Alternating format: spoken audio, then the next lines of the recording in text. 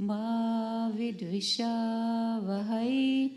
Om Shanti Shanti Shanti.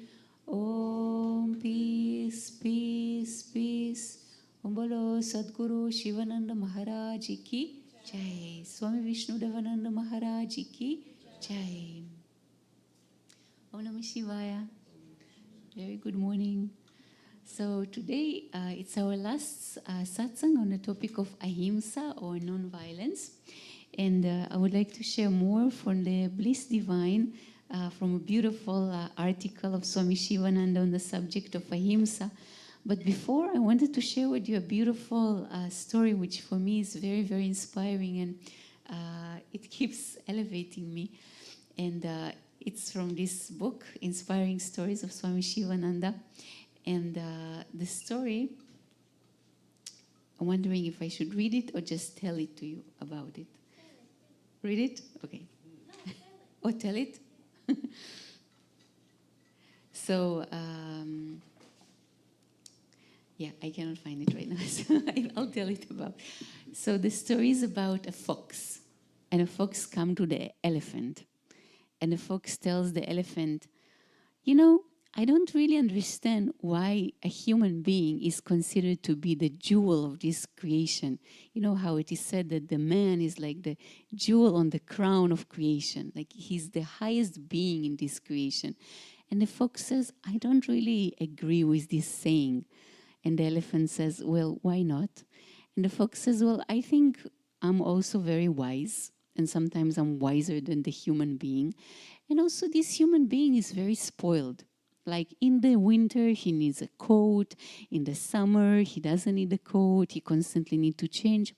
I'm fine with the same clothes, winter, summer.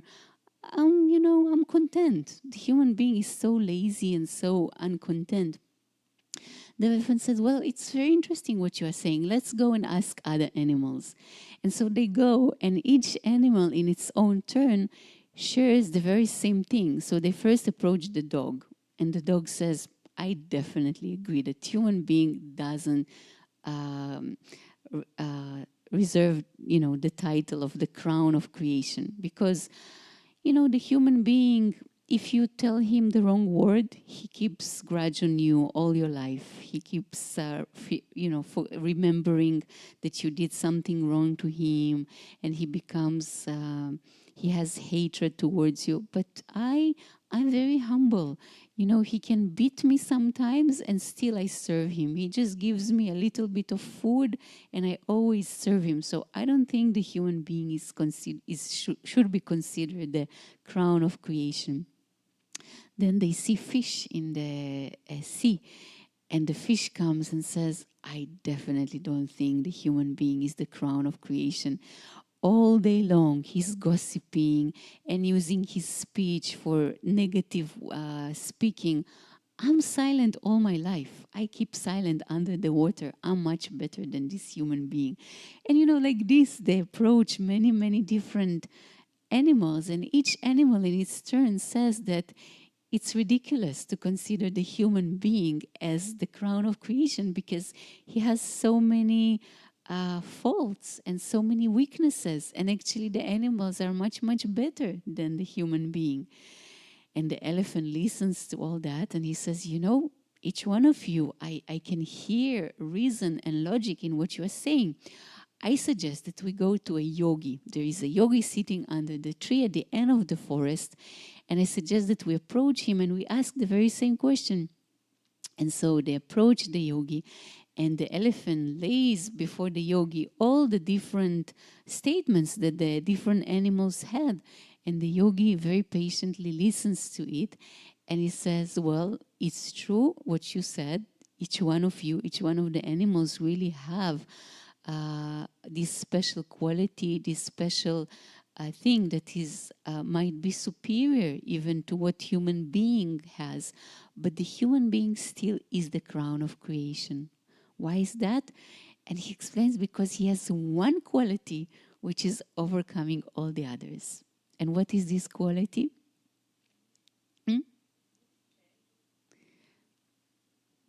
Will?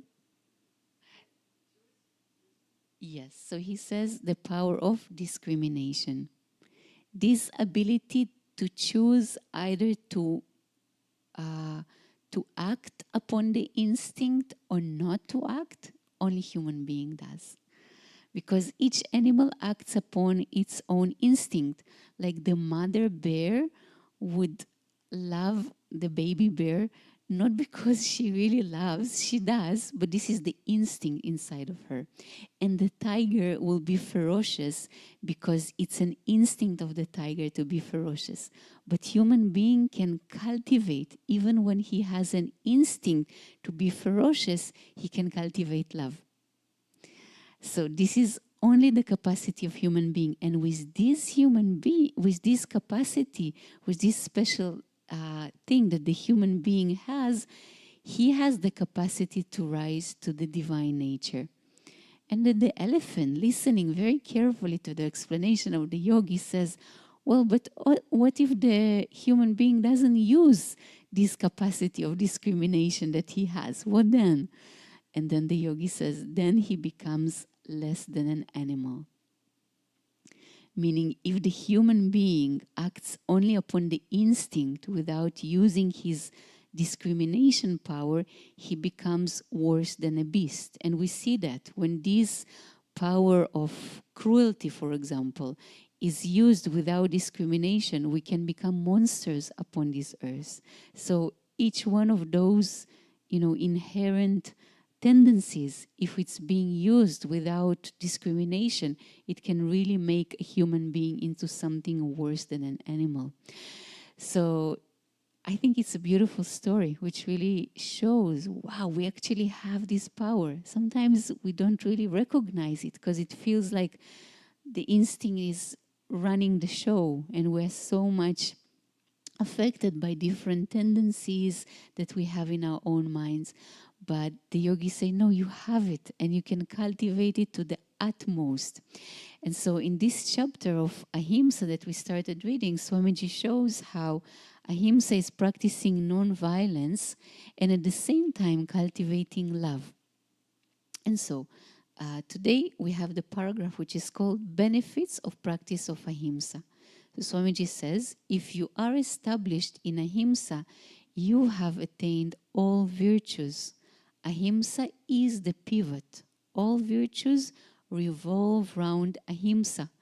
Just as all footprints get accommodated in those of the elephant, so also do all religious and ethical rules become merged in the great vow of Ahimsa.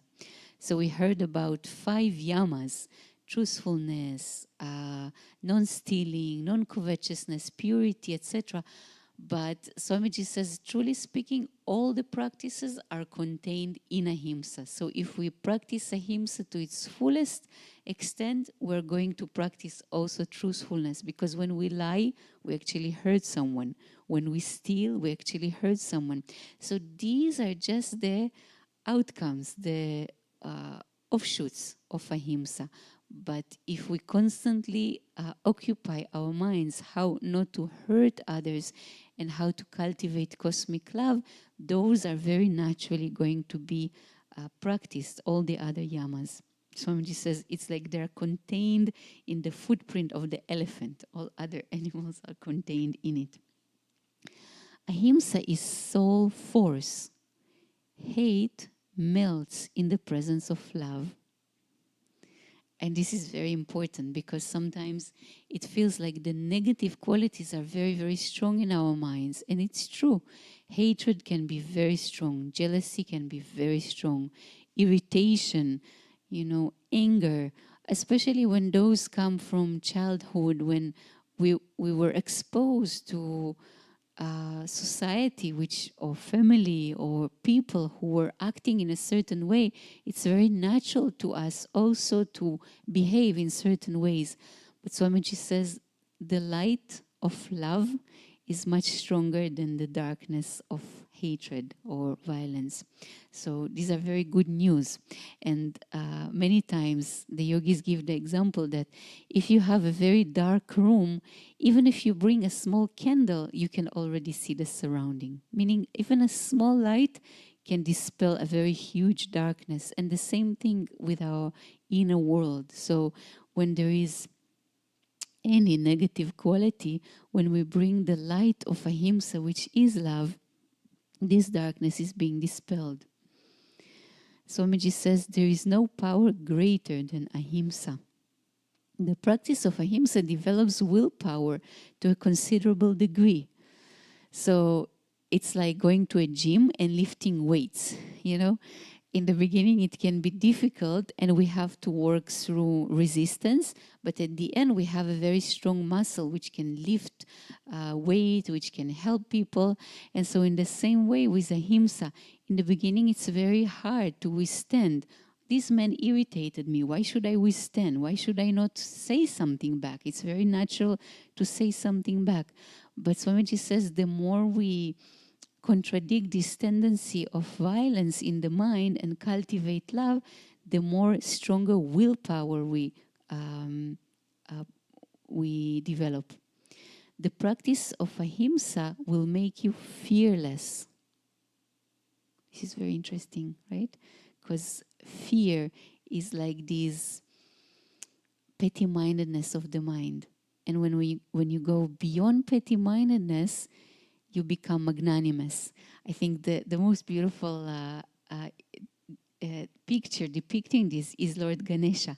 If you look at the altar, I don't know if you can see, but Ganesha is standing on Mushika, on the mouse. You know, each one of the gods has a vehicle. And vehicle is basically that thing that we need to overcome in order to reach that divinity, the divine aspect. So Mother Durga, if you see her here, she is riding the tiger. So tiger represents ferociousness and cruelty and passion and desire.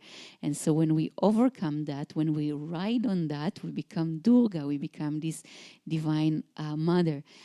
But when we stand on the mouse, on the rat, you know, the rat represents petty-mindedness and fears and greediness. So when we stand on that, we become Ganesha, this magnanimous, right? The elephant head is so huge, and so this divine aspect. So Swamiji says you will become fearless. He who practices Ahimsa with real faith can move the whole world, can tame wild animals, can win the hearts of all, and can subdue his enemies. He can do and undo things. The force of Ahimsa is infinitely more wonderful and subtle than that of electricity or magnetism. The law of Ahimsa is as much exact and precise as the law of gravitation and cohesion. You must know the way to apply it intelligently with scientific accuracy. If you are able to apply it with exactitude and precision, you can work wonders. You can command the elements and nature also. So a story jumps to my mind about Lord Buddha. You know, Lord Buddha was a great teacher, and there was one man who approached him, and he said, "What are you doing? You know, because of you, so many people are meditating. Instead of going and working, they're sitting and meditating. They're just doing nothing. What have you done?" And started abusing him. And Lord Buddha was sitting with very calm face, saying nothing. So the man went away. The next day, the man comes again. And again, he says, "Buddha, what have you done? All these people, they're just meditating. They could have done to work, and they could have done so many other things. But now, because of you, they're just closing their eyes." And he started abusing him even more and shouting at him. And Lord Buddha is sitting as if nothing, very calm face. Again, this man comes, and each day he shouts more and he abuses him more. And then one day he comes, and after shouting and abusing him, he just spits into his face.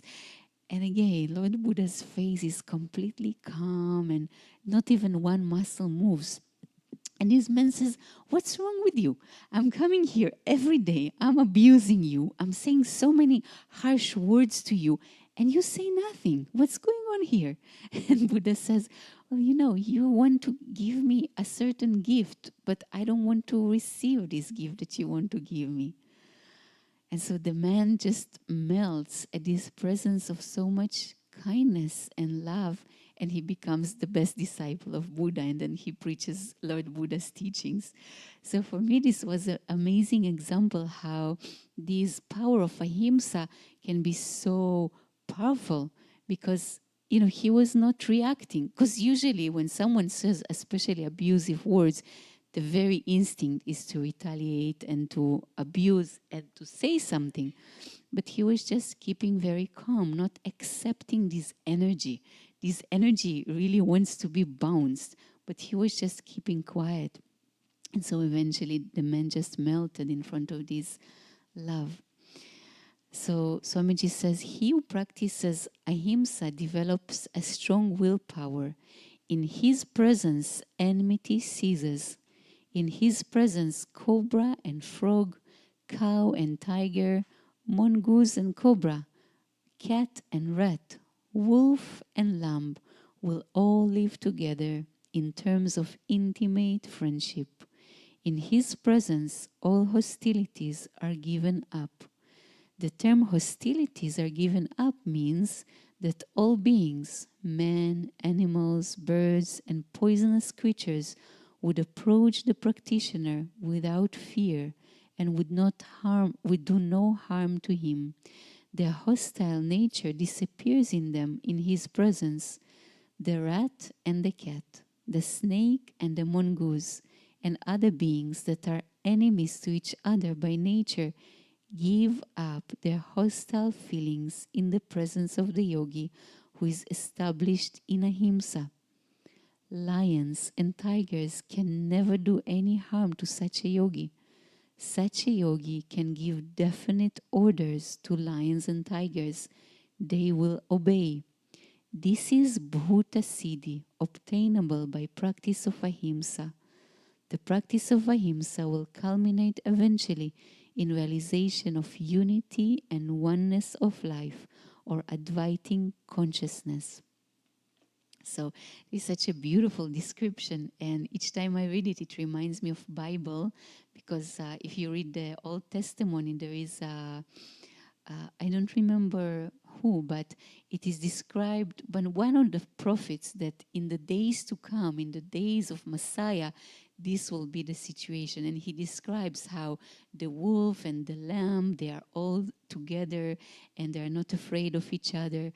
And so really what is so inspiring here, that it's not something that the yogis are just waiting for to happen in days to come, but they're actually bringing those days to come in their own heart, in their own being. And the beauty is that how can a man control a lion? How can a man control a tiger? And this is because he has inner control over his own powers. So the beauty here is really to understand that when we tame our own inner nature, when we tame our own violence, we're actually taming the outside energy, because there is really no distinction. It's just a very superficial distinction between me and them, but actually there is only one prana, one energy. So when we can control our own energy, we can really control the energy outside of us also. And that's why when we approach yogis, we feel more peace of mind, we feel more control of our thoughts, and we're inspired. So for yogis, these are not days to come, but this is something we need to practice in order to bring it.